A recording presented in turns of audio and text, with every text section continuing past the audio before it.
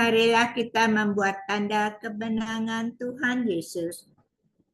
Dalam nama Bapa, Putra, dan Roh Kudus. Amin.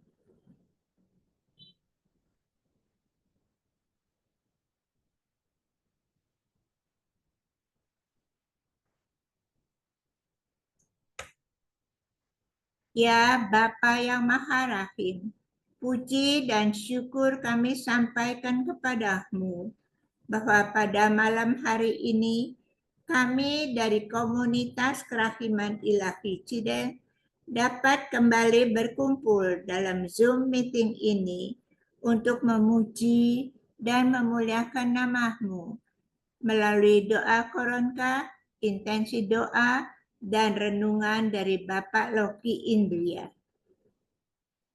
Ampunilah dosa dan kesalahan kami ya Bapa, agar kami layak di hadapan-Mu. Semoga acara malam ini dapat berjalan dengan lancar.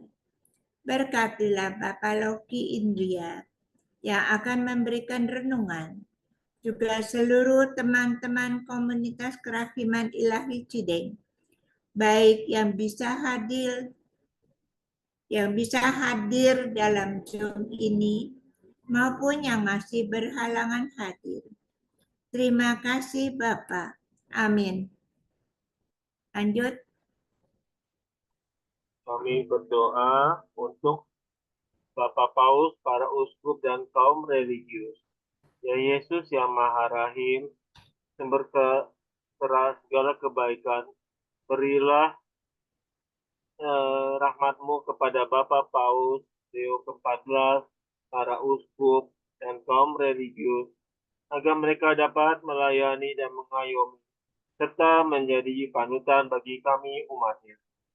Serta kami doakan agar mereka dapat hidup dalam damai dan sukacita. Amin. Kita berdoa juga untuk penyerahan dunia kepada kerahiman ilahi. Ya Bapa yang Maha Rahim, kami mohon kiranya Engkau mau melindungi seluruh umat di dunia ini dari peperangan, perpecahan yang memakan banyak korban. Semoga kami semua dapat hidup dengan rukun dan damai, saling menghargai dan penuh toleransi. Amin. Tak lupa kami berdoa juga untuk para pendosa yang maha. Ya Yesus yang Maha Rahim, kasihanilah dan ampunilah dosa-dosa kami. Janganlah perhitungkan dosa kami, dan jauhkanlah kami dari yang jahat. Dan janganlah jauhkan kami daripada-Mu. Amin. Kami mari berdoa juga untuk saudara-saudara sahabat yang sedang sakit dalam sakaratul maut. Ya Yesus yang Maha Rahim, Engkaulah tabib di atas segala tabib, yang berkuasa untuk memberikan kesembuhan bagi saudara-saudara dan sahabat kami yang sedang sakit dan dalam sakaratul maut. Semoga dengan bilur-bilur-Mu, serta darah dan air yang memancar dari hati-Mu yang memberikan mukjizat, yang akan memberikan mukjizat kesembuhan bagi mereka yang percaya pada kerahiman-Mu. Mari kita juga berdoa untuk jiwa-jiwa yang sudah meninggal dan jiwa-jiwa di purgatorium. Ya Yesus yang Maha Rahim, kami berdoa untuk jiwa-jiwa saudara kami yang sudah meninggal, juga jiwa-jiwa di purgatorium, jiwa-jiwa yang terlantar, tidak ada mendoakan, jiwa-jiwa meninggal dalam kecelakaan, pembunuhan, bencana lainnya. Ampunilah dosa-dosa mereka, selamatkanlah dari api neraka, dan hantarkanlah mereka ke dalam surga. Mari kita juga untuk wujud doa saudara-saudara kita yang tertera di bawah ini. Kita wujud doa pribadi kita semua. Untuk Putri Nicole Putri Lukman, untuk Ibu Dian, untuk Bapak Subagia Putra Pradira, Bapak Yunda Handoko, Bapak Lauki, para pastor, suster, biarawan-biarawati yang sedang sakit, Ibu Lisa Dewi, Pak Heru, Ibu Marta Sumarni, Ibu Teresia, Ibu Doli, Ibu Hensyen, Budi Suryadi, Ibu T. Engbi, Ibu Santi, Emily, Ibu Marjuki, Ibu Rita, Ibu Marta, Ibu Monica Putu Sri Asi, Bapak Bambang, Bapak Edi, Beto Roberto Adrianus, Pastor Hans Ngala, Bayi Cesa, Tante Yulita, Ibu Ria, Dr. Lee Darmawan, Aliana. Kami juga mohon terang Roh Kudus untuk keluarga Bapak Sutikto, pemulihan dan damai Tuhan bagi keluarga yang mengalami masalah dalam rumah tangga, KDRT dan bullying. Kiranya juga mohon perang antara negara-negara yang bertikai dapat dihentikan dan mengalami kerahiman Tuhan. Kami berdoa juga kerukunan rumah tangga Andi Yuli, keluarga Bapak Hengki, Pak Heru, dan keluarga Agus Didia. Mari juga kita berdoa untuk ketenangan jiwa Ibu Madia Li Kiatlan, Bapak Adi Arianto, korban pembunuhan bunuh diri dan yang meninggal mendadak. Mengucap syukur atas kesembuhan Pastor Budi Santoso, Ibu Suan dan Ibu Natalia. Mari kita berdoa untuk semua yang hadir di sini agar diberi kesehatan, rezeki yang cukup, kerukunan dan damai sukacita. Amin.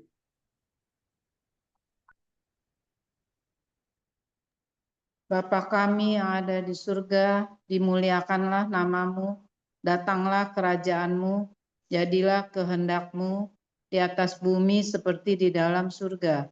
Berilah kami rejeki pada hari ini, dan ampunilah kesalahan kami, seperti kami pun mengampuni yang bersalah kepada kami.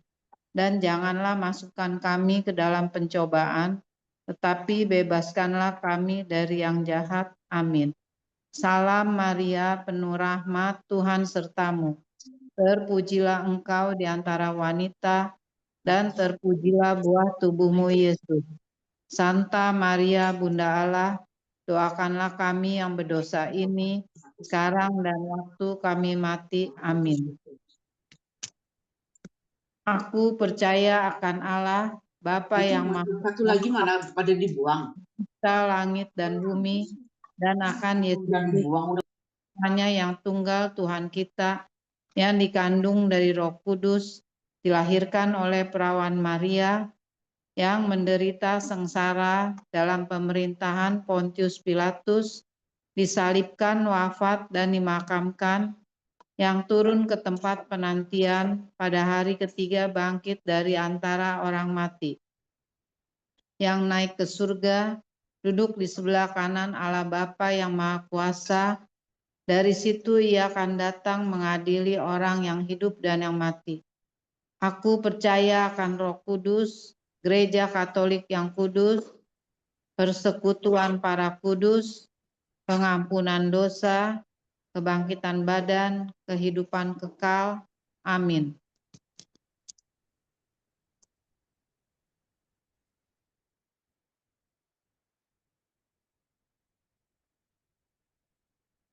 Bapa yang kekal, kupersembahkan kepadamu tubuh dan darah, jiwa dan kealahan putramu yang terkasih, Tuhan kami Yesus Kristus, sebagai pendamaian untuk dosa kami dan dosa seluruh dunia. Demi sengsara Yesus yang pedih, tunjukkanlah belas kasih-Mu kepada kami dan seluruh dunia. Demi sengsara Yesus yang pedih, tunjukkanlah belas kasih-Mu kepada kami dan seluruh dunia. Demi sengsara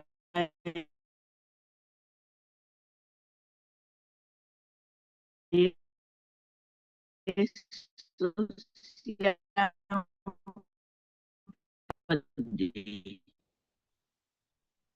Mana terputus-putus apa saya? Tunjukkanlah belas kasih-Mu dan seluruhnya demi dunia. Demi sengsara Yesus yang pedih, tunjukkanlah belas kasih-Mu kepada kami dan seluruh dunia. Demi pada kami, demi sengsara Yesus yang pedih, tunjukkanlah belas kasih-Mu kepada kami dan seluruh dunia. Demi sengsara Yesus yang pedih, tunjukkanlah belas kasih-Mu kepada kami dan seluruh dunia. Demi sengsara Demi Yesus sengsara yang pedih, Yesus yang pedih, tunjukkanlah belas kasih-Mu kepada tunjukkanlah belas kami dan kasih-Mu seluruh dunia.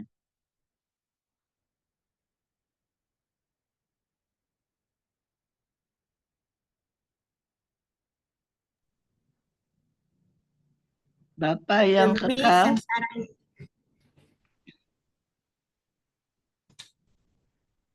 Yesus yang pedih, tunjukkanlah belas kasih-Mu pada kami dan seluruh dunia. Demi sengsara Yesus yang pedih, tunjuk kasih-Mu pada kami dan seluruh.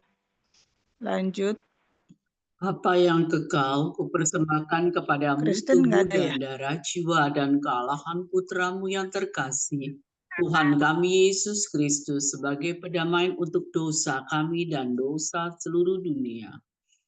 Demi sengsara Yesus yang pedih, tunjukkanlah belas kasih-Mu kepada kami dan seluruh dunia. Demi sengsara Yesus yang pedih, tunjukkanlah belas kasih-Mu kepada kami dan seluruh dunia. Demi sengsara Yesus yang pedih, tunjukkanlah belas kasih-Mu kepada kami dan seluruh dunia. Demi sengsara Yesus yang pedih, tunjukkanlah belas kasih-Mu kepada kami dan seluruh dunia. Demi sengsara Yesus yang pedih, tunjukkanlah belas kasih-Mu kepada kami dan seluruh dunia. Demi sengsara Yesus yang pedih, tunjukkanlah belas kasih-Mu kepada kami dan seluruh dunia. Demi sengsara Yesus yang pedih, tunjukkanlah belas kasih-Mu kepada kami dan seluruh dunia. Demi sengsara Yesus yang pedih, tunjukkanlah belas kasih-Mu kepada kami dan seluruh dunia. Demi sengsara Yesus yang pedih, tunjukkanlah belas kasih-Mu kepada kami dan seluruh dunia. Demi sengsara Yesus yang pedih, tunjukkanlah belas kasih-Mu kepada kami dan seluruh dunia.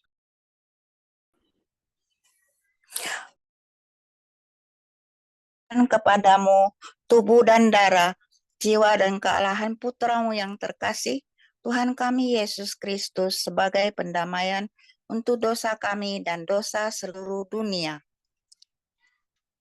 Demi sengsara Yesus yang pedih, tunjukkanlah belas kasih-Mu kepada kami dan seluruh dunia. Demi sengsara Yesus yang pedih, tunjukkanlah belas kasih-Mu kepada kami dan seluruh dunia. Demi sengsara Yesus yang pedih, tunjukkanlah belas kasih-Mu kepada kami dan seluruh dunia. Demi sengsara Yesus yang pedih, tunjukkanlah belas kasih-Mu kepada kami dan seluruh dunia. Demi sengsara Yesus yang pedih, tunjukkanlah belas kasih-Mu kepada kami dan seluruh dunia. Demi sengsara Yesus yang pedih, tunjukkanlah belas kasih-Mu kepada kami dan seluruh dunia.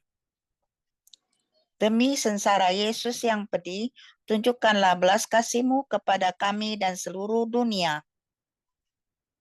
Demi sengsara Yesus yang pedih, tunjukkanlah belas kasih-Mu kepada kami dan seluruh dunia. Demi sengsara Yesus yang pedih, tunjukkanlah belas kasih-Mu kepada kami dan seluruh dunia. Demi sengsara Yesus yang pedih, tunjukkanlah belas kasih-Mu kepada kami dan seluruh dunia.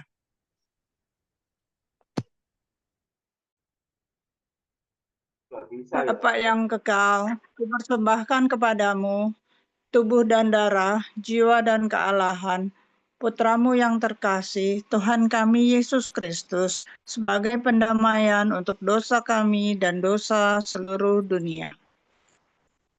Demi sengsara Yesus yang pedih, tunjukkanlah belas kasih-Mu kepada kami dan seluruh dunia. Demi sengsara Yesus yang pedih, tunjukkanlah belas kasih-Mu kepada kami dan seluruh dunia. Demi sengsara Yesus yang pedih, tunjukkanlah belas kasih-Mu kepada kami dan seluruh dunia. Demi sengsara Yesus yang pedih, tunjukkanlah belas kasih-Mu kepada kami dan seluruh dunia.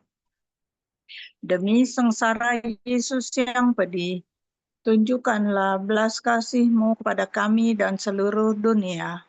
Demi sengsara Yesus yang pedih, tunjukkanlah belas kasih-Mu kepada kami dan seluruh dunia.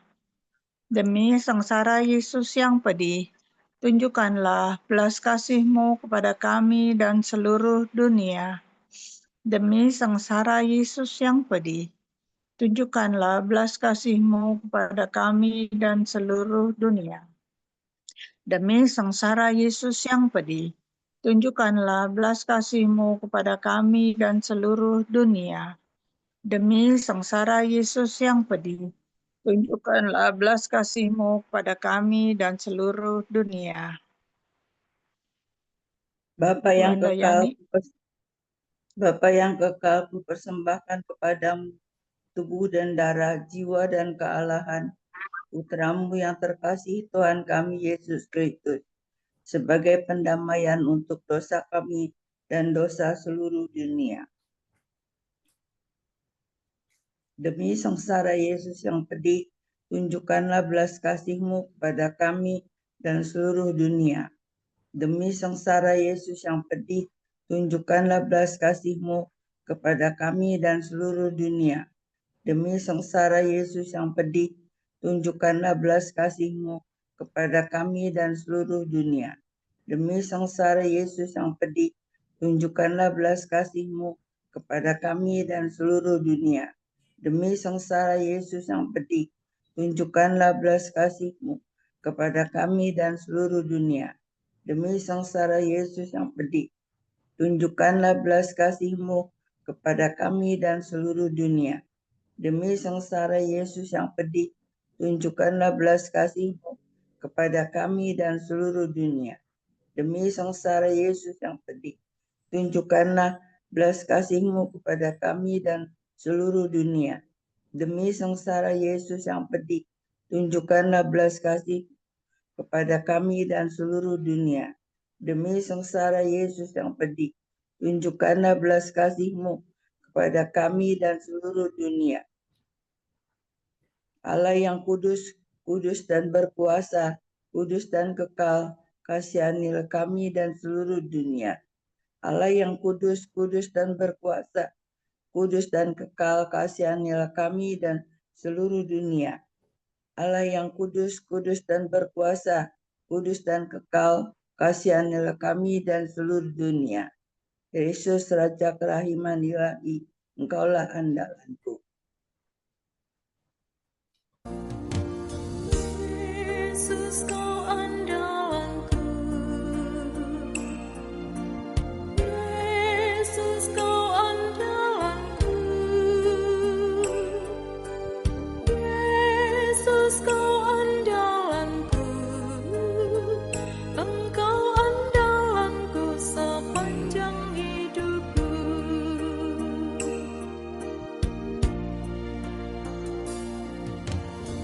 Yesus kau andalanku, Yesus kau andalanku, Yesus kau andalanku, Engkau andalanku sepanjang hidupku, Engkau andalanku sepanjang hidupku.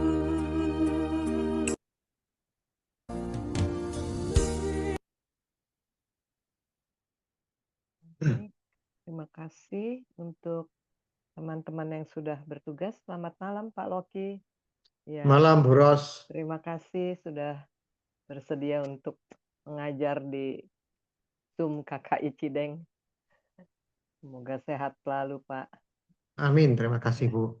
Silakan Pak Loki. Ya. Bapak Ibu, pecinta firman Tuhan, selamat malam, shalom. Halo. Shalom, selamat malam Pak Shalom, Loki. Ya, Bu Hilda, Bu ini Bu Lani, Sehat ya Pak? semuanya. Alhamdulillah, terima kasih Bu. Pak Thomas, Pak Johan, Pujul. Selamat malam Pak, selamat malam semuanya. Malam Pak Oke. Ya, Loki. dari luar Paroki Cideng, Pak Loki. Ada beberapa teman dari luar Oh ya, Paroki syukurlah. Cideng. Iya. Ya. Iya dari kakak. Bapak Loki ya.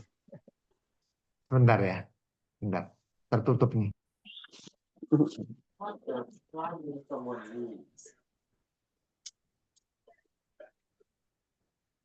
Ya, ini 57 cukup nih. Wah, Kita melanjutkan dari sesi sebelumnya ya, Bu. Bapak Ibu. Oke, ini bisa. Kita lanjutkan. Sekarang ini sesi 2 untuk buku The Greatest Gift dari yang Henry Nouwen. Supaya kita nyambung, saya akan sedikit mengulang dari pembahasan sebelumnya ya. Izinkan saya untuk share screen. Bu Ros sudah izinkan ke saya. Sudah jadi co-host, Pak. Oh, baik, terima kasih.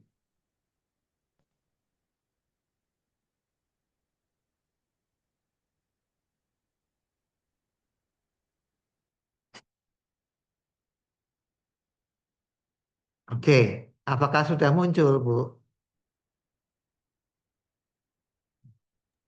Sudah, Pak Loki. Sudah. Sudah ya? Perlu besarkan nggak, Bu Hilda? Cuma setengah badan ya. Ya, besarin ya. Oke. Ya. Ini udah maksimum, udah kelihatan kan ya? Sudah kelihatan jelas. Oke. Bapak Ibu, bersahabat dengan kematian. Waktu itu kita pernah bincang-bincang, bagian mengatakan ini perlu. Jadi buku ini ditulis oleh Henry Nouwen, seorang teolog. Kita akan mencoba untuk memahami isinya. Cukup menarik Bapak Ibu. Dikaitkan dengan Injil. Ada pemahaman baru yang mungkin berguna untuk kita. Inilah Henry Nouwen, seorang profesor ya. Serikat Yesuit, seorang pastor, mengajar di mana-mana. Inilah bukunya, Our Greatest Gift. Karunia kita yang terbesar. Apa karunia kita yang terbesar, Bapak Ibu?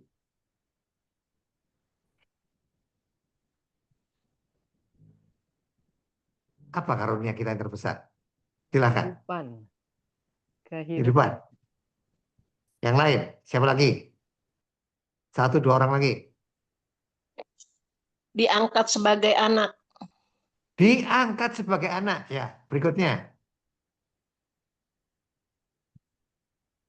1 lagi. Boleh hidup bersamanya.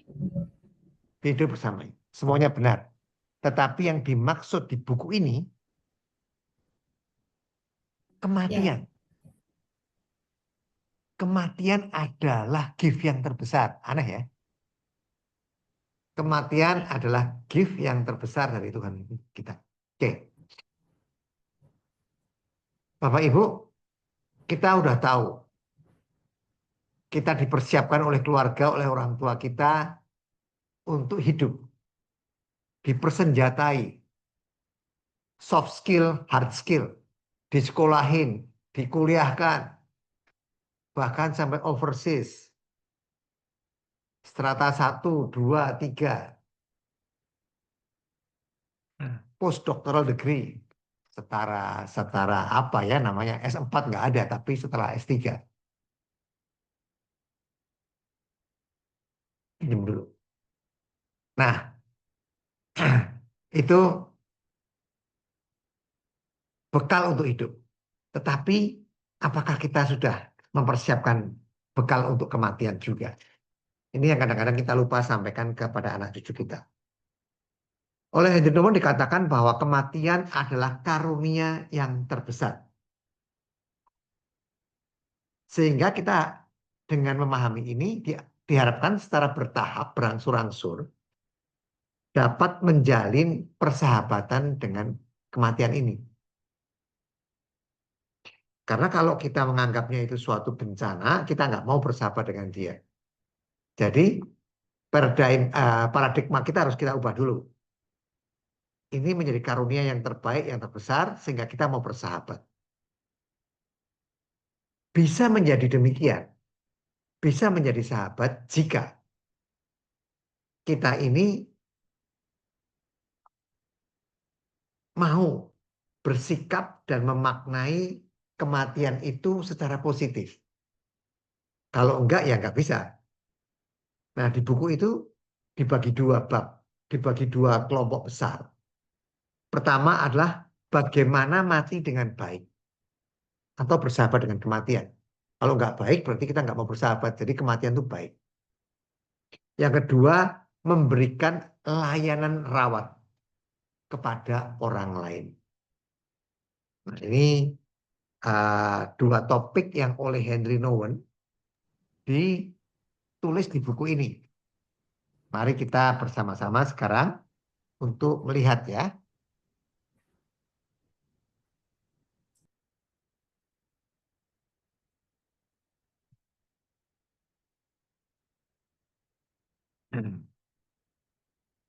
Ini KGK mungkin sudah nggak perlu kita bahas. Tapi ada yang perlu satu dibacakan. Silakan. Siapa yang mau bantu baca? Oke, aku baca. Ya. KGK 1020. Warga Kristen yang menyatukan kematiannya dengan kematian Yesus menganggap kematian sebagai pertemuan dengan Yesus dan sebagai langkah masuk ke dalam kehidupan abadi. Nah, jadi ajaran magisterium ini,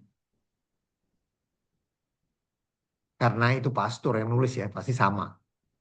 Kita diminta untuk menyatukan kematian dengan kematian Yesus. Dan kematian ini menjadi pertemuan, meeting ya, berjumpa, menjadi pintu, tembok untuk melangkah ke tembok, keluar dari tembok, masuk ke dalam kehidupan yang kekal, kehidupan yang abadi.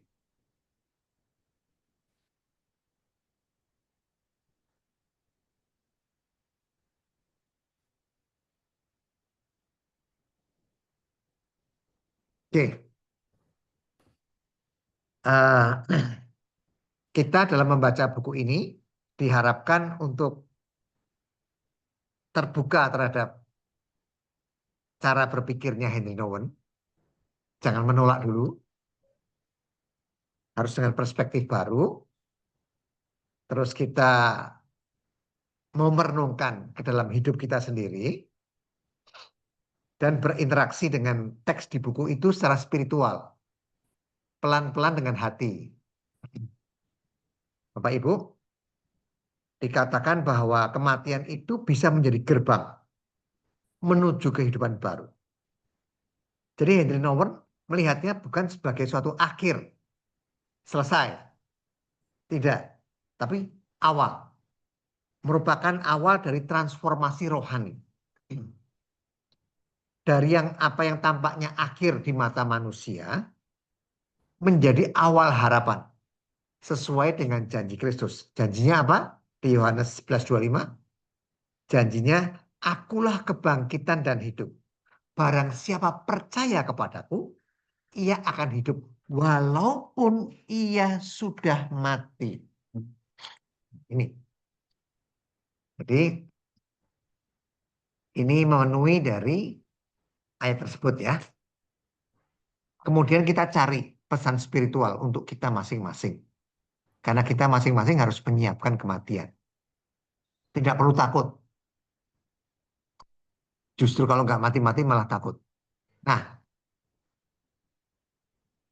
bab yang di depan, di buku itu, bagian pertamanya, itu berisi mati dengan baik. Dying well. Bagaimana sih caranya mati dengan baik? Si Nouwen ini mendorong kita untuk berteman. berteman dengan kematian. Jadi jangan menolak gitu ya. Bapak Ibu pasti tahu banyak kehidupan di rumah sakit, terutama di ruang ICU atau HCU, itu orang berusaha untuk mempertahankan hidup. Kalau jantungnya henti jantung, maka dikasih fibrilator. Dikejutkan itu berkali-kali. Supaya denyutnya ada lagi. Kalau koma, ya sudah ditunggu. Kalau nggak bisa nafas, kena COVID sepertinya misalnya pakai ventilator. Paru-paru mesin. Tapi kalau dicabut, ya selesai. Jadi seolah-olah seperti dipaksakan. Karena setelah uangnya habis ya memang harus dicabut. Atau bisa hidup dengan bantuan banyak sekali kabel.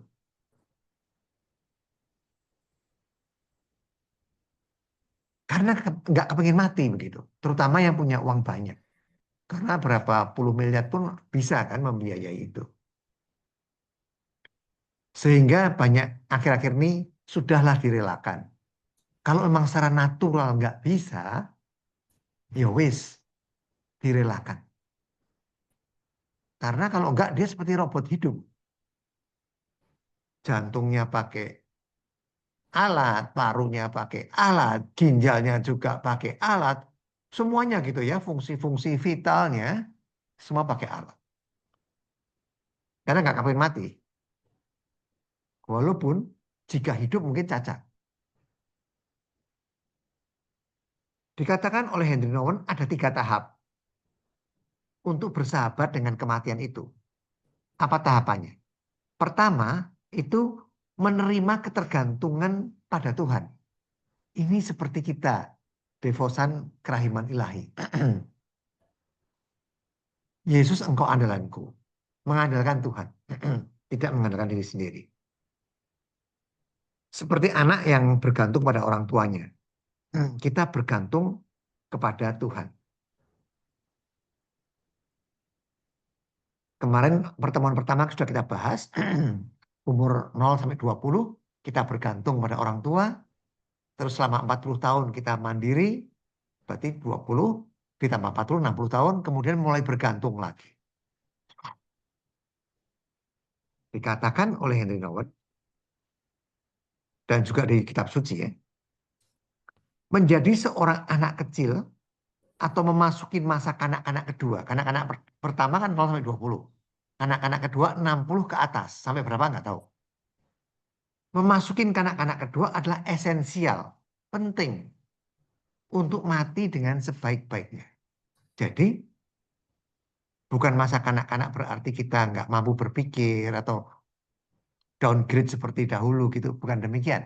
Tapi kebergantungan kepada Allah. Jadi sudah benar sekali ya kita mengandalkan Tuhan. Bukan mengandalkan manusia atau diri sendiri. Nah apa ciri-ciri atau karakter dari mengandalkan atau kebergantungan atau menjadi anak-anak baru ini? Kebergantungan penuh pada Allah. Jadi apa ciri-ciri orang yang seperti itu gitu kan? Itu menyerahkan hidupnya seluruhnya. Pasrah. Oke. Ini sebetulnya teladan dari Yesus. Lahir di kandang domba dibawa ke Mesir. Sangat bergantung pada Bunda Maria dan Santo Yosef. Setelah itu dibesarkan 12 tahun ditemukan di bait Allah dan seterusnya. Kemudian dia mandirinya cuma 3 tahun, 3,5 tahun kurang lebih. Kemudian bergantung lagi secara pasif kepada 6 kali pengadilan. Hanas, Kayafas, Sanhedrin gitu ya. Sampai Pilatus, Herodes. Jadi kebergantungannya pasif. Seperti bola. Diperlakukan sesuka orang lain. Bapak Ibu, kita ini menjadi setelah dibaptis menjadi anak Allah. Maksudnya kita menjadi pewaris, kan? Pewaris kerajaan Allah. Jadi menjadi kebergantungan pada Allah itu tidak berarti kita yang tadi saya katakan downgrade atau kerdil, lemah, pasif, gak bisa apa-apa gitu ya. Tapi justru sangat positif. Bagaimana caranya supaya kita menjadi anak Allah? Karena ini syaratnya. Syarat pertama, supaya kita bersahabat dengan kematian. Menjadi anak Allah. Bagaimana syaratnya? Hidup kita dipimpin oleh roh. Tidak lagi dipimpin oleh kedagingan. Tidak dipimpin oleh keduniawian kita. Santo Paulus mengatakan, semua orang yang dipimpin oleh roh adalah anak Allah. Tapi nggak mudah kan? Hidup kita karena ada dagingnya, wadahnya masih daging. Jatuh bangun. Nggak apa-apa, tetapi berusaha untuk terus bangun.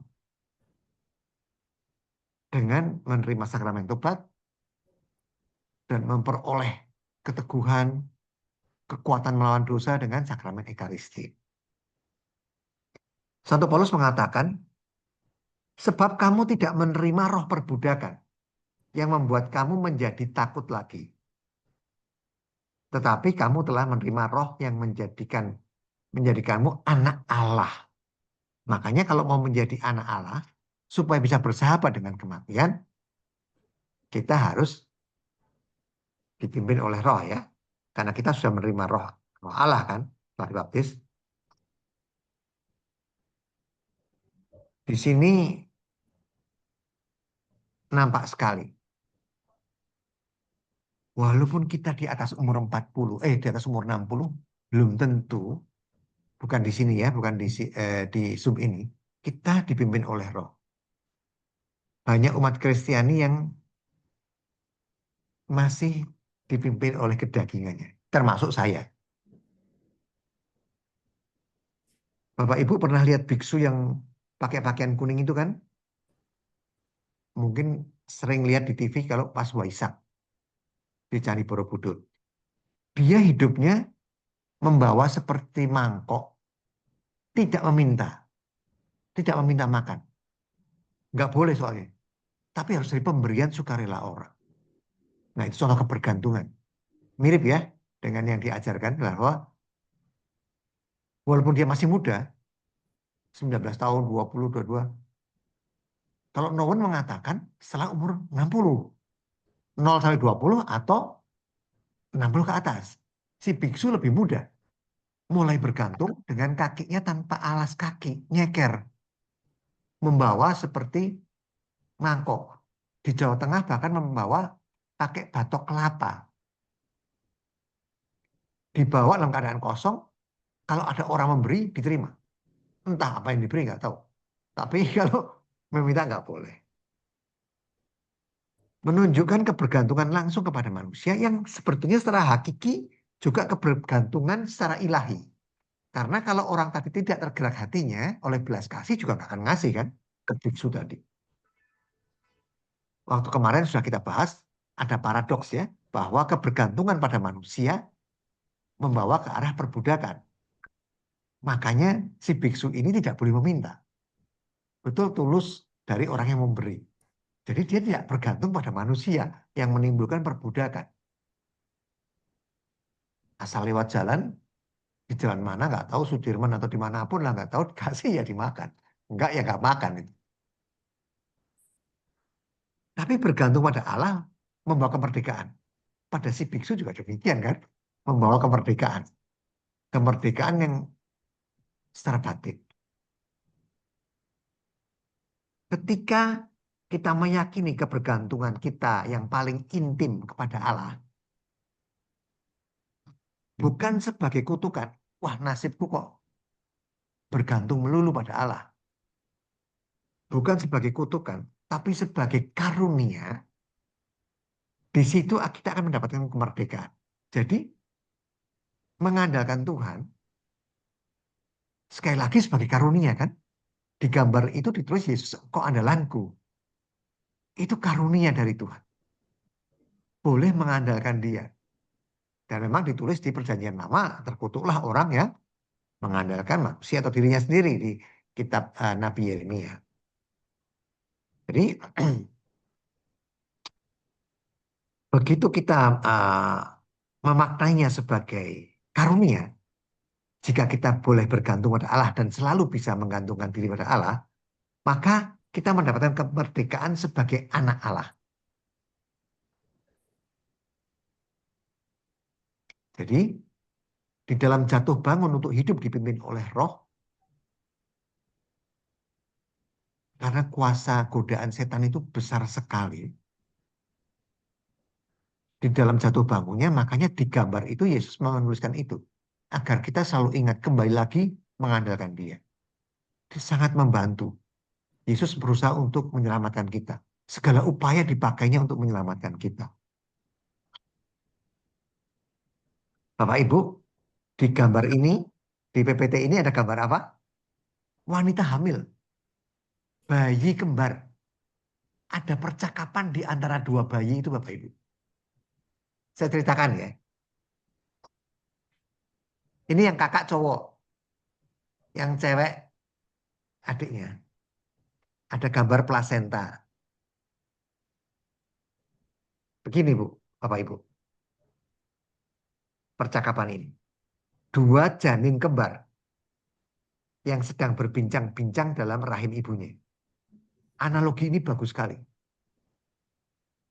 untuk memahami the greatest gift ini.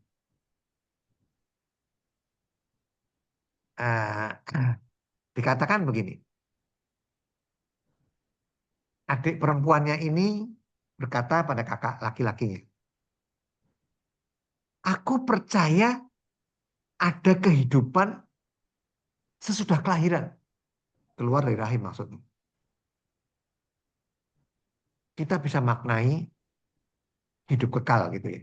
Jadi ini kombinasi Bapak Ibu, di buku nggak ada mengenai pemaknaannya. Saya mencoba sendiri untuk memaknainya. Mohon dikoreksi kalau keliru atau Bapak Ibu memberikan tanggapan, inputan, sangat dipersilakan.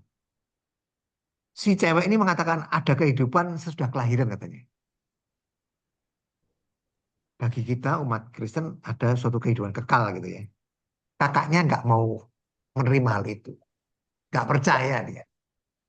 Nggak ada memprotes habis-habisan. Nggak ada itu. Si kakak bilang begitu. Kakaknya mengatakan, tidak. Ini adalah segala-galanya. Di dalam rahim ini enak, hangat. Kita nggak pernah kebentur, nggak pernah kesandung, nggak pernah jatuh, nggak pernah ditodong sama perampok gitu ya.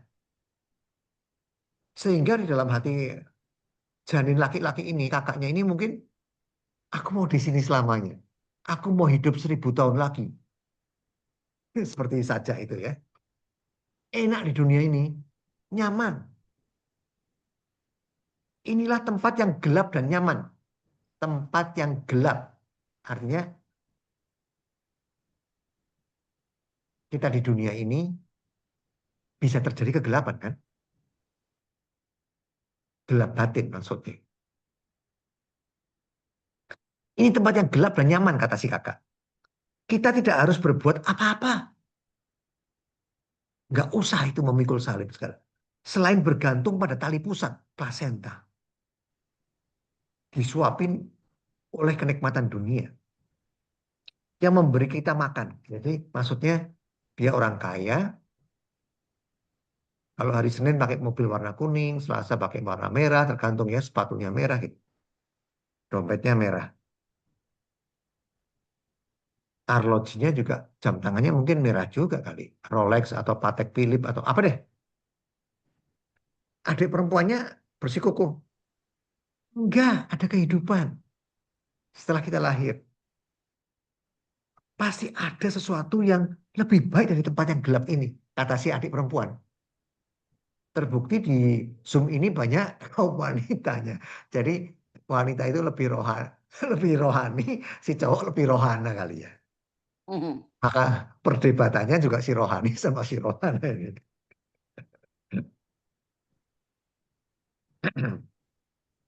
Pasti ada sesuatu yang lebih apa ya, lebih baik kalau setelah kita keluar, kata si cewek adiknya. Suatu terang, kata si adik, si cewek. Suatu tempat yang penuh cahaya, di mana kita bebas bergerak. Bapak Ibu, surga itu seperti apa? Ya terang itu, kesaksian dari para kudus, dan juga ajaran gereja, Bapak gereja, teolog, paus, dan lain-lain. Santo santai. Itu seperti lampu jiwa kita itu nanti di surga. Loki gitu, 5 watt. Buros, Wilda 1000 watt. Terang, Bu Nini dan lain-lain itu lampunya 1000 watt. Tapi sama-sama di surga. Saya juga menyala, tapi saya 5 watt. Bapak Ibu 1000 watt. Nah si cewek ini mengatakan di luar sana cahaya. Maksudnya di luar sana ada surga gitu. Di luar kehidupan ini, kematian ini ada surga. Si cowok nggak mau mati-mati karena enak dia. Mungkin punya istri beberapa juga. Seperti Salomo gitu ya. Istrinya 700, gundiknya 300. Jadi intensitas cahayanya beda-beda. Satuan bolam itu kan lumen gitu ya. Ada 1000 lumen, watt lah gitu. Gampangnya watt. 1000 watt, ada yang 5 watt seperti saya. Jadi si cewek ini, yang rohani ini nggak bisa menyadarkan kakaknya yang rohana. Ngeyel terus. Jadi pada waktu kita membawa pasangan hidup kita, teman kita, saudara kita, untuk lebih beriman pada Tuhan, untuk menjadi devosan, nggak berhasil. Pret katanya. Waktuku nggak ada untuk koronkah. Waktuku nggak ada untuk jam kerahiman. Waktuku nggak ada untuk ikut Zoom. Waktuku nggak ada untuk baca BHF. Waktuku nggak ada untuk merenungkan, untuk ikut 3M atau apa aja gitu. Nggak ada waktu untuk mengimani ajaran gereja. Kemudian adiknya frustasi kan yang cewek ini.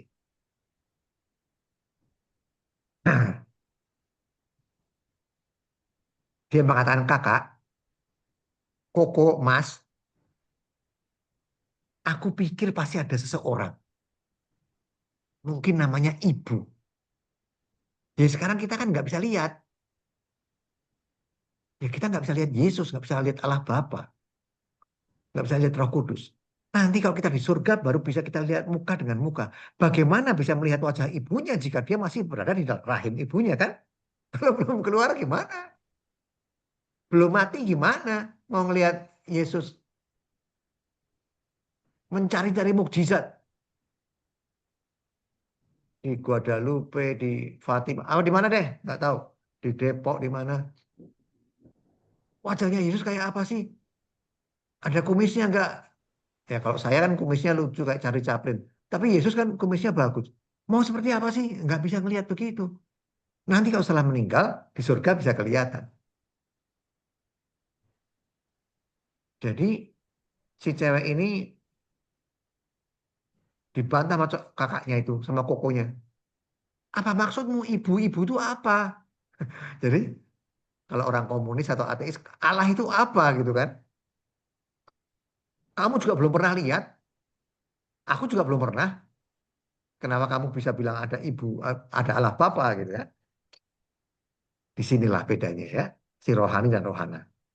Si rohani, ibu-ibu ini banyak belajar dari KGK, magisterium, untuk imannya semakin mengenal Allah. Saya kagum dengan Bu Hilda yang masih mau ikut fokus. Fokus itu seperti kursus begitu. Faith seeking understanding. Iman yang mencari pengertian. Itu setahun lebih. Itu nggak mudah. Jujur saya akui. Karena ada ujiannya. Ujiannya setiap bulan. Si cowok mengatakan begini, sudah kukatakan, adikku, tempat ini adalah segala-galanya. Enak pokoknya. Makan pagi di Singapura, makan siang di Hong Kong, makan malam di Tokyo, punya jet pribadi. Mengapa kamu selalu inginkan yang lebih banyak gitu? Kata si cowok dan si cewek. Kepengen keluar dari, kepengen mati, maksudnya kepengen masuk surga. Karena si cewek ini rindu akan Allah. Karena suatu kebahagiaan yang terbesar itu melihat Allah muka dengan muka. Bukan punya jet pribadi. Tempat ini juga nggak jelek-jelek amat kata si cowok. Ya indahlah bagi dia. Sultan Hasanah Bolkiah itu berliannya sebesar telur bebek. Itu berapa karat ya nggak tahu. Makanya gimana juga nggak tahu. Mungkin di topinya yang muter-muter itu. Sehingga di sini dikatakan orang kaya itu tidak ingin cepat mati. Banyak orang miskin menderita ingin cepat mati kan? Karena menderita. Kalau orang kaya jangan mati dulu. Aku masih mau menikmati kekayaanku ini. Makanya lebih mudah unta masuk ke taman safari. Si adik perempuannya bingung dengan kata-kata kakaknya ini. Dia nggak bisa ngomong apa-apa lagi. Si cewek ini adiknya matan. Kakak, apakah kamu nggak berasa ya? Kita sering berdesak-desakan dalam kandungan rahim ibu ini. Kita sering bergesekan. Membenci satu sama lain. Tersinggung. Baper. Lah aku dicuekin. Ya aku diem aja lah. Lah aku nggak dikasih pinjaman uang. Ya berikutnya aku nggak mau menghargai dia lagi deh. Konflik dengan sesama. Dua janin ini bergesekan karena tempatnya sempit rahim ibunya ini. Ibunya kurus mungkin. Ya. Nggak suka makan. Karena mungkin kehamilan trimester pertama atau kedua. Tapi saya belum pernah hamil. Nggak tahu, mungkin demikian. Rasanya tidak enak di dalam rahim ibu kita ini. Gesekan terus. Tidak ada kasih. Karena kan janinnya berkembang. Tambah besar. Ya rahimnya tambah besar juga. Mungkin kalah cepat. Tapi kalau di surga kan penuh kasih. Kalau kamu keluar dari rahim ibumu, keluar dari dunia ini, di sana isinya kasih. Di api penyucian kita dimurnikan oleh api kasih. Bukan api kompor itu sebetulnya. Supaya kita bisa bersatu dengan sang kasih. Jadi air hanya bisa bersatu dengan air. Dengan minyak nggak bisa bersatu. Maka minyak harus dihidrolisis. Minyak harus dicampur sabun dulu. Supaya bisa bersatu dengan air. Karena terurai. Ya. Kalau kita nggak penuh kasih. Nggak bisa itu masuk surga. Karena ukurannya itu tolak ukurnya kasih. Kasih yang murni. Jadi semakin cepat kita keluar dari api penyucian. Nah ini debat terus nih kakak sama adik ini. Dalam rahim ibunya ini. Si adik kepengen cepat keluar karena ada tempat yang indah ya kan. Di surga. Keluar dari rahim ibunya. Supaya kita bisa melihat ibu kita. Dia kangen. Rindu. Melihat Allah muka dengan muka. Kakaknya diam aja. Ia muak dengan omongan dari si adik. Cerewet ini. Bisa diem nggak ya? Menginjili aku terus. Mewartakan kerahiman Allah. Mewartakan kebaikan Allah. Aku nggak suka. Aku lagi sibuk mencari uang. Aku lebih suka sedang menikmati dosaku. Kamu sebut-sebut orang berdosa yang malang. Ya biar aja. Kan aku lagi enjoy. dengan dosa-dosaku yang nikmat ini. Kamu berusaha untuk menarik aku ke gereja, menarik aku dekat dengan Allah. Bertobat. Marah si kakaknya. Jadi si kakak ini merasa, sudah aku tutup telinga aja deh, pakai earphone. Nggak mau tahu itu ada jam kerahiman. Ada doa, ada Angelus, apalah nggak tahu, nggak ada, pokoknya nggak mau. Bapak Ibu, gambaran rahim ini, gambaran fetus bayi dalam, belum jadi bayi ya, masuk calon bayi ini, pas ya, untuk menggambarkan kehidupan setelah kematian. Ternyata lebih enak lahir daripada di bumi ini, yang berdesak-desakan, bergesek-gesekan, gelap, sumpek, penuh dengan iri hati. Cerita ini membantu kita untuk merenungkan kematian kita dengan cara yang baru. Tadinya takut, nanti dulu deh, tolong Tuhan kasih panjang umur, dan seterusnya. Nggak salah ya kita minta panjang umur, nggak salah. Tapi maksudnya biasanya itu yang menyertai. Jadi di sini dikatakan bahwa, di buku ini dikatakan bahwa kita dapat hidup layaknya kehidupan ini yang adalah semuanya yang kita miliki. Aku kaum the have, jet set. Nanti dulu kematian, jangan datang dulu. Kematian itu adalah seolah-olah hal yang dungu, yang bodoh. Jangan bahas-bahas begitulah. Menakutkan katanya. Kata si orang-orang yang sekarang lagi di Las Vegas, di Macau, di perairan internasional Singapura. Lagi judi. Sambil mabok gitu ya. Ditemani lagi escort dan lain-lain. Di sini dikatakan bahwa kita dapat memilih untuk memperoleh masa kanak-kanak ilahi kita. Bergantung sepenuhnya menjadi devosan, enggak harus ya. Maksudnya betul-betul menggantungkan diri kepada Allah. Hidup dipimpin oleh Roh. Menjadi anak Allah. Bisa dapat warisan kerajaan Allah, kerajaan surga. Jadi si kakak mengatakan bahwa kematian, lahir melalui lorong yang menyakitkan. Ya jalan rahim kan sempit kan. Ya pasti menyakitkan lah bagi kepalanya dan tubuhnya. Melalui pintu sakratul maut ya menyakitkan pasti. Untuk melepaskan tubuh. Jiwanya lepas dari tubuhnya gitu ya. Saya membayangkan bayi lahir. Gitu. Namun diberkati yang akan membawa jiwa kita ke surga untuk melihat Allah. Nah, itu satu poin yang dibahas oleh Henry Nouwen ini, bersahabat dengan kematian. Caranya seperti itu, yaitu menjadi anak Allah.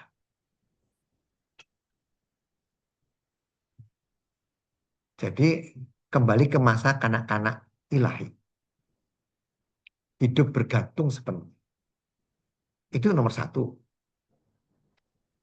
Untuk menjadi mati dengan baik. Yang kedua adalah solider dengan sesama. Maksudnya kita menyadari bahwa kematian itu tuh semua orang kan. Ada yang lebih dulu, ada yang lebih lambat dari kita. Jadi kita solider dengan orang lain yang sudah dipanggil duluan. Ya sama, kita juga saudara kan. Semua mati. Cuma waktunya beda gitu. Jadi kita merasa saudara bagi umat sedunia. Makanya doa Korintus dikatakan di kalimatnya tidak hanya bagi egois, bagi kita sendiri dan seluruh dunia kan. Jadi ini dekat sekali dengan difusi kerahiman ilahi di pendapat saya.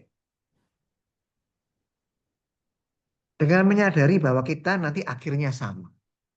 Orang yang menyadari kesamaan merasa dirinya senasib sepenanggungan. Maka tanggal berapa? Hari buruh tuh 1 Mei atau berapa ya, Labor Day itu.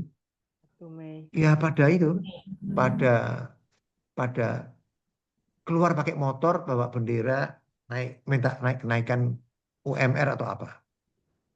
Kita juga merasa sepenanggungan seperti Labor Day, tapi di sini apa ya, dead day atau birthday, lahir kan otomatis pasangannya mati. Ya nanti kita juga UMR, kita juga diadili juga toh. Jadi merasa saudara dengan semua orang di dunia ya. Dikatakan oleh Henry Nouwen, kematian yang baik adalah kematian dalam solidaritas dengan orang lain. Jadi kalau kita sebagai anak Allah tapi tidak solider dengan orang lain, nah itu nggak memenuhi syarat yang kedua. Tantangan terbesarnya adalah menemukan apa ya, kebenaran sebagai sumber sukacita yang luar biasa, yang membuat kita merdeka, yang menyadarkan kita bahwa memasukin kehidupan baru nanti di surga dalam solidaritas semua orang di dunia. Maka kita mendoakan orang-orang berdosa yang malam. Kita mendoakan jiwa-jiwa yang masih ada di api penyucian. Karena semuanya tubuh mistik Kristus. Jadi solidaritas dengan orang lain. Nggak mendoakan diri sendiri. Bapa kami, bukan Bapakku yang ada di surga dimuliakanlah, dan seterusnya. Kalau kita apa ya, ya seharusnya malah kita harus memperdalam sikap solidaritas agar terpenuhi syarat yang kedua ini. Tapi kalau kita nganggap, wah kalau mati aku pisah sama suamiku, istriku, anakku, ayahku, ibuku. Nah kalau di pikiran seperti itu, kita merasa terpisah nanti, nggak akan mengalami sukacita. Kematian adalah suatu peristiwa kesedihan, kepedihan. Maaf Bapak Ibu, saya pernah dengar di toko sebelah, saudara kita, kalau kematian justru pakaiannya merah. Happy. Jangan hitam. Jangan putih. Loh, apa salahnya kalau hitam putih? Kan kita berkabung. Nah, mungkin mereka memandangnya seperti Henry Nouwen. Jadi pulang ke rumah Bapak. Kan suatu kebahagiaan. Mungkin begitu ya. Saya tadi merenungkan kenapa mereka pakai baju merah ya. Kalau kita di keluarga saya putih atau hitam, bahkan pakai ikat kepala, bahkan lengannya masih ditali pakai seperti selendang kecil hitam atau ada kotak seperti korek hitam terus dikasih peniti dan sebagainya. Karena kebetulan orang tua saya, kakek nenek saya masih asli dari daratan yang di sana. Jadi adat-adat seperti itu kuat sekali. Kebetulan saya cucu tertua, cucu laki-laki pertama. Jadi ritual begitu dulu ada semua itu. Muter-muterin banting kendi yang diisi air, terus nanti di perempatan membanting buah semangka dan seterusnya. Ya, tapi dulu waktu saya masih kecil itu ya saya jalanin semua ya. Karena disuruh demikian.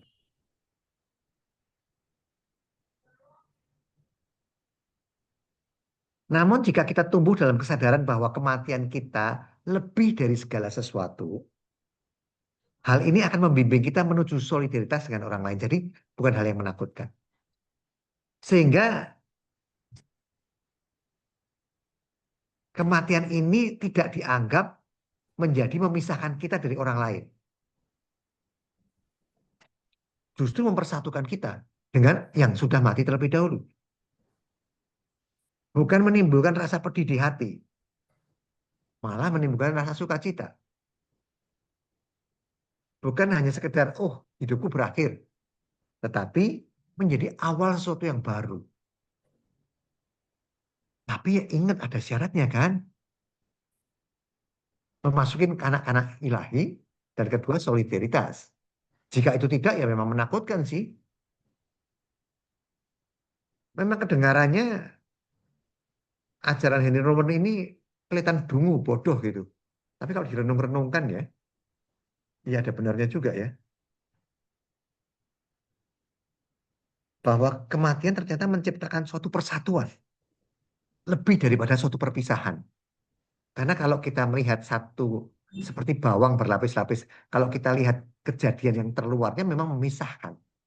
Lu kan nggak bisa ngomong lagi, nggak bisa bercanda, nggak bisa main mahjong, nggak bisa nonton. Iya, tapi kalau kita kupas lebih dalam, sebetulnya mempersatukan kita dengan nenek, kakek, nenek, leluhur kita juga kan yang sudah mendahului. Jadi kematian bukan perpisahan akhir. Jadi syaratnya kita memperoleh masa kanak-kanak ilahi kita dan solidaritas ya. Itu baru dua. Ada yang satu lagi. Yaitu yang ketiga. Kalau menurut Nouwen. Yang ketiga apa? Kita menjadi warisan, menjadi orang tua. Yang bakal mewariskan bagi generasi yang mendatang. Bukan warisan harta benda saja. Nah kalau nggak punya uang gimana warisannya? Kan nggak semua orang kaya. Bersyukurlah Bapak Ibu yang ada di Zoom ini. Karena semuanya kaya raya. Nah kalau yang di luar sana, yang untuk makan saja susah bagaimana? Warisannya apa? Bagi orang yang Down syndrome, difabel, tunagrahita, tunar, apa deh. Banyak tuna-tunanya ya. Apa warisannya? Nah itu ada syarat yang ketiga nanti, makanya kita harus menjadi orang tua untuk generasi yang mendatang. Bapak Ibu, apa sih sebetulnya inti pesan Yesus? Yesus datang tidak sekedar untuk menunjukkan jalan keluar dari bumi ini, dari hidup di dunia ini. Dengan menjanjikan kehidupan baru nanti. Tidak hanya itu.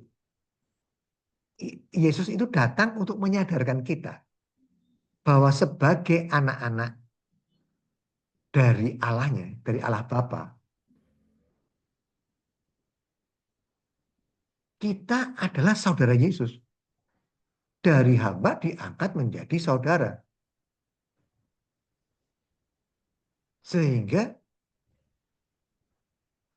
kita memang sudah diberi jalan untuk menjadi anak-anak Allah tadi kan. Jadi tidak hanya menunjukkan bahwa setelah mati kamu akan bangkit mengikuti aku, memikul salib dulu ya, menyangkal diri. Tapi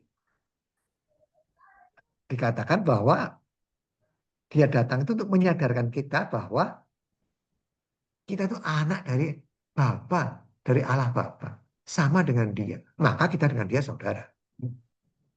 Nah, kembali ke yang nomor 3 ya. Menurut Henry Nouwen harus menjadi orang tua atau pewaris untuk generasi mendatang.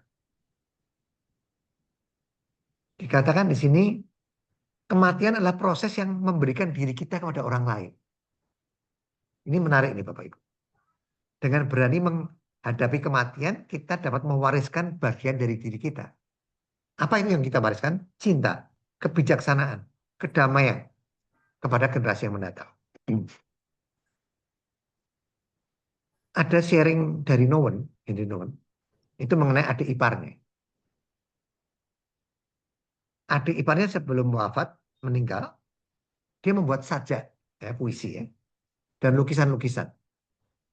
Dikatakan bahwa ini akan memberi hidup yang baru bagi mereka yang berduka akan kematiannya.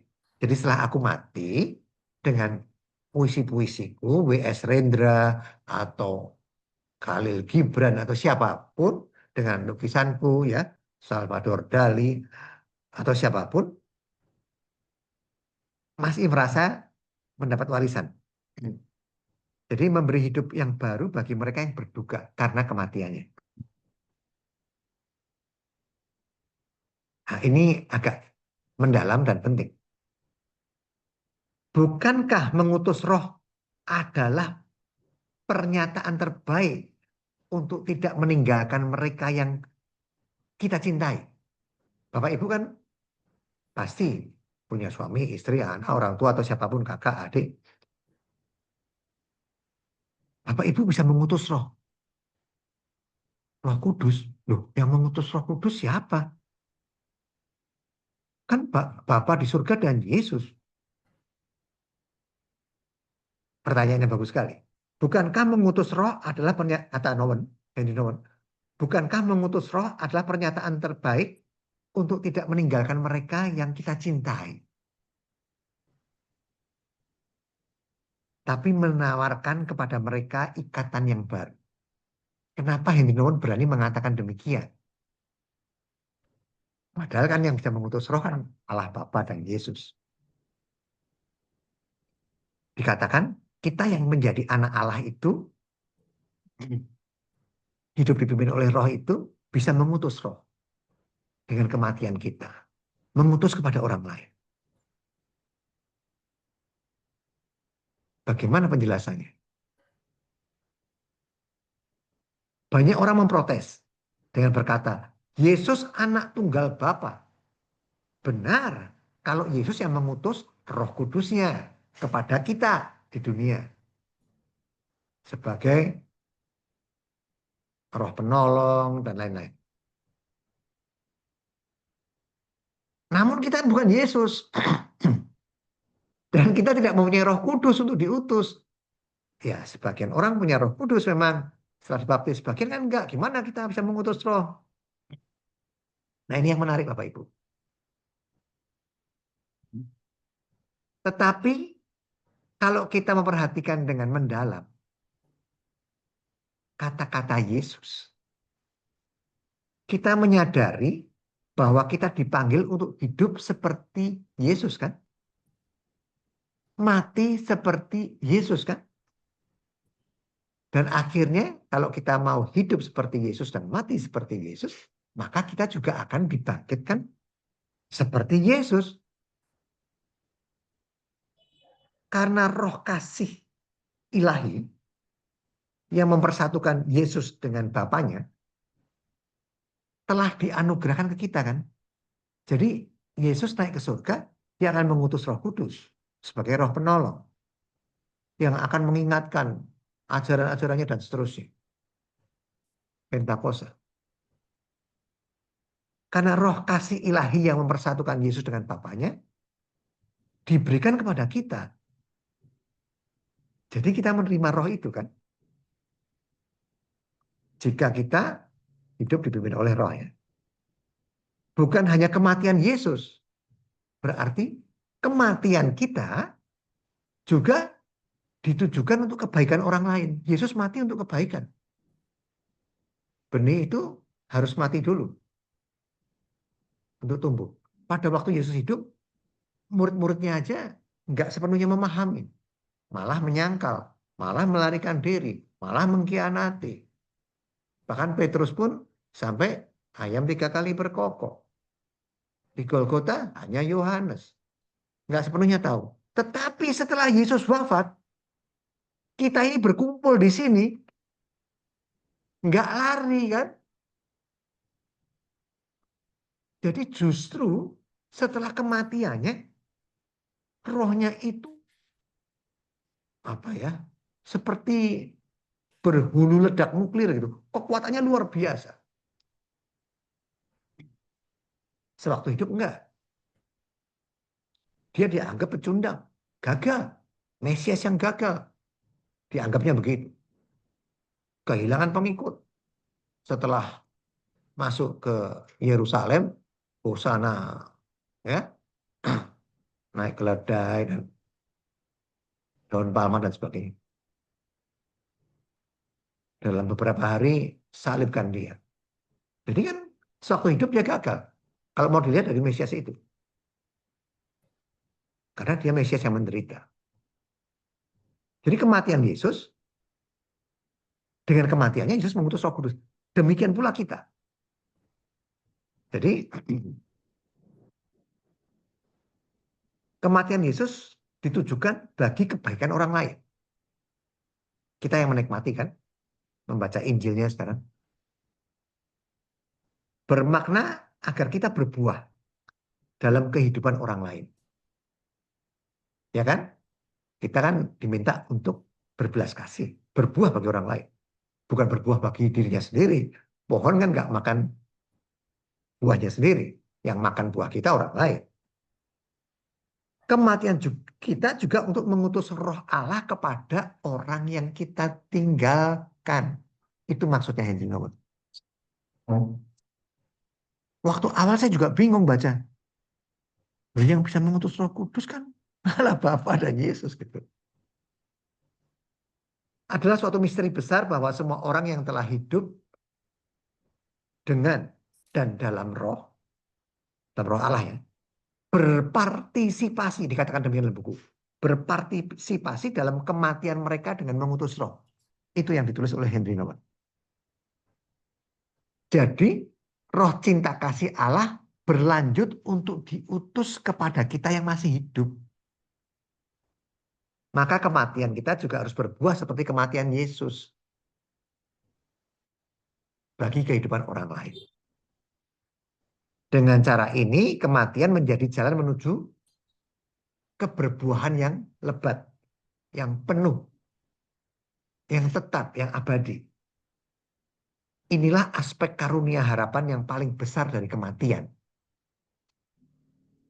Cukup dalam ya Bapak Ibu. Kalau bacanya cepat, jadinya seperti saya, nggak mudeng. Kematian kita mungkin berarti akhir dari kesuksesan, karya, profesionalisme kita, produktivitas kita, kemasyuran kita, popularitas kita. Namun bukan akhir dari keberbuahan kita. Itu yang mau disampaikan oleh Henry Nouwen. Jadi justru sebaliknya yang benar. Lawannya. Keberbuahan penuh dari hidup kita akan terungkap sendiri dalam kepenuhannya hanya sesudah kita mati. Itu kesimpulannya. Karena sewaktu hidup kita sendiri akan jarang melihat keberbuahan kita yang penuh. Biasanya prestasi. Oh, berhasil menemukan mesin ini atau apa deh gitu ya. Menjadi pimpinan perusahaan CEO, COO, CFO apa deh gitu. Menjadi owner. Jika kita tetap terpaku pada keberhasilan-keberhasilan kita, tapi kita mengabaikan keberbuahan penuh tadi, nah itu membuat kematian itu menakutkan sekali. Namun indahnya hidup adalah bahwa hidup menghasilkan buah. Lama sesudah hidup itu sendiri berakhir. Yesus sudah 2000 tahun berakhir. Namun ya Israel masih belum percaya. Namun ya kita baru total 2,4 miliar. Dari sekitar 8,2 miliar orang di dunia. Walaupun sudah 2000 tahun, kan? 2000 lebih lah. Nah, Bapak Ibu, hidup mereka yang menghasilkan buah jauh melampaui batas-batas keberadaan mereka, karena umurnya kan masih ada batasnya. Umur mereka yang pendek dan terlokalisasi, tersegmentasi. Hanya terkenal di daerahnya, menjadi presiden di negaranya. Nggak ada presiden dunia. Nggak ada. Tapi kalau ini bisa ke seluruh dunia. Bedanya di situ ya. Orang-orang yang mengenal Yesus pada waktu Yesus hidup, baik muridnya, murid yang inti ya, yang 3 orang itu, Petrus, Yohanes, Yakobus, yang 12 itu, yang 70 itu, yang 120 itu, yang 3.000 itu, sedikit sekali yang memahami dia. Tapi ketika Yesus mati, banyak sekali yang memahami dia. Nah, Bapak Ibu kan yang memahami dia. Bapak Ibu ahlinya. Kalau dilihat dari kesuksesan, Yesus gagal kan? Bukan jadi pimpinan, bukan jadi pengganti Herodes, pengganti Pontius Pilatus. Nah, itu mungkin yang bisa dimaknai dari keberbuahan yang abadi. Ya. Yesus pernah mengatakan begini Bapak Ibu. Kepada murid-muridnya. Kau tidak tahu apa yang kulakukan. Namun suatu waktu kamu akan memahaminya. Apa yang kuperbuat engkau tidak tahu sekarang. Kepada Petrus. Tetapi engkau akan mengertinya kelak. Yohanes 13 ayat 7. Nunggu mati dulu kan. Makna hidup Yesus sepenuhnya memang baru dinyatakan sesudah kematiannya melalui bimbingan Roh Kudus. Nah, keberbuahan kita juga dikatakan tadi dengan mengutus Roh Kudus kepada orang lain. Di buku itu ditulis begini. Suatu sharing dari Bruder Lawrence namanya. Bruder Lawrence ini bruder awam. Hidupnya sederhana. Sebagai tukang masak dan membuat sepatu. Dalam rumah studi Karmelit di Perancis tahun 1614. Sesudah kematiannya, surat-surat dan refleksinya tentang berjalan dalam kehadiran Allah dipublikasikan. Sewaktu dia hidup, karyanya ini nggak dipublikasikan. Entah disembunyikan atau nggak tahu saya. Nggak ada data.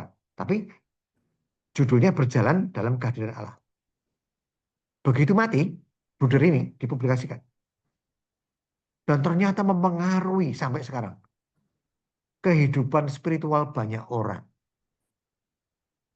Nah ini yang dikatakan melebihi umurnya kan. Berapa ratus tahun atau tahun 1614-an ya 500 tahunan lah kurang lebih 400 tahunan. Hidupnya sederhana, tukang masak seperti ya katakan Faustina tukang potong-potong sayur, buka tutup pintu gitu misalnya. Tetapi berbuah.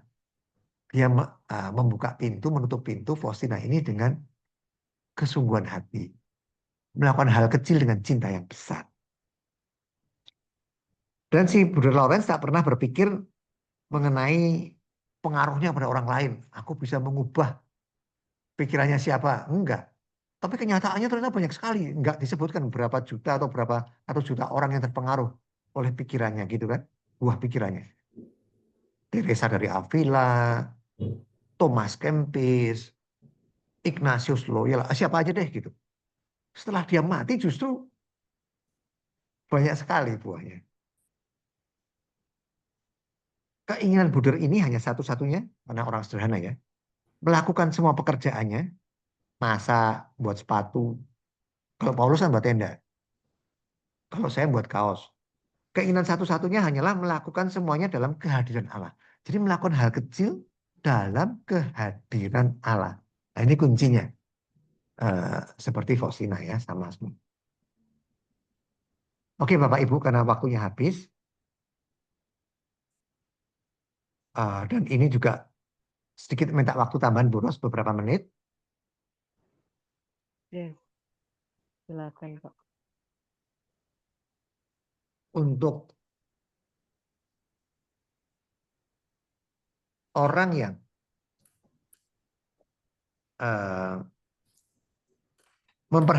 lebih memperhatikan mengenai apa yang kita perbuat atau masih dapat kita perbuat sebelum aku mati, itu menurut Hendrik Nouwen keliru. Bukan apa yang harus aku perbuat, apa masih aku perbuat sebelum aku dipanggil. Tetapi dengan keberadaan kita, jika Roh membimbing kita dalam hidup sehari-hari, Roh Kudus maksudnya, Roh kasih, Roh sukacita, kita menimbulkan sukacita, kasih, damai, kelembutan, pengampunan, yang susah sekali ya Bapak Ibu ya, keuletan, keberanian, jatuh bangun. Roh itu tidak akan mati. Walaupun sayanya mati, tubuhnya, tetapi semangat itu Bapak Ibu yang hidup lebih lama dari saya akan melihatnya dan menghidupi.